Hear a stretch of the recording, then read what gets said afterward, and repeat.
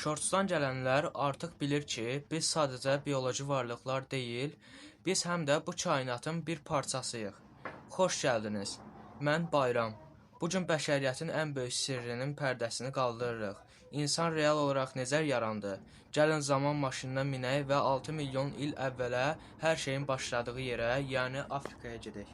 Hər şey iqlim dəyişikliyi ilə başladı. Afrikadakı sıx meşələr yox olmağa, yerini geniş düzənliklərə verməyə doğru getdi. Ağaclarda yaşayan əcdadlarımız qida tapmaq üçün yerə düşməli oldular və burada ilk möcüzə baş verdi. Bipedalizm, yəni ilk ayaq üzərində yerimək. İki ayaq üstündə qalxmaq bizə nə qazandırdı? Birincisi, uzaqdakı təhlükələri və ovları daha rahat gördük. İkincisi və ən önəmlisi, əllərimiz azad oldu. Azad olan əllərlə insan ilk alətləri düzəltməyə başladı. Bu, beynimizin böyüməsi üçün ilk qığılcım idi. Bizi dünyadakı digər canlılardan ayıran ən böyük fərqimiz beynimizin bədənimizə görə nəhəng olmasıdır. Amma bu qədər böyük beyin böyük enerji tələb eləyir. İnsan bu enerjini hardan tapdı? Cavab bəlkə də sizi təəccübləndirəcək.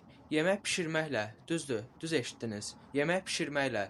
İnsan odu kəşf elədi və qidaları bişirərək yeməyə başladı. Bişmiş qidaları həzm etmək daha da asan idi və bədən enerjimizi həzmə yox, birbaşa beynin inkişafına yönəltdi. Beynimiz sürətlə böyüdü, təxəyyülümüz və dilimiz formalaşdı. Biz artıq sadəcə heyvan deyil, hekayələr uyduran, düşünən canlıya, Homo sapiensə çevrilmişdik. Milyonlarla il əvvəl Afrikada sağ qalmağa çalışan o kiçik qruplar bu gün kosmosa peyçlər göndərir, süni intellekt yaradır.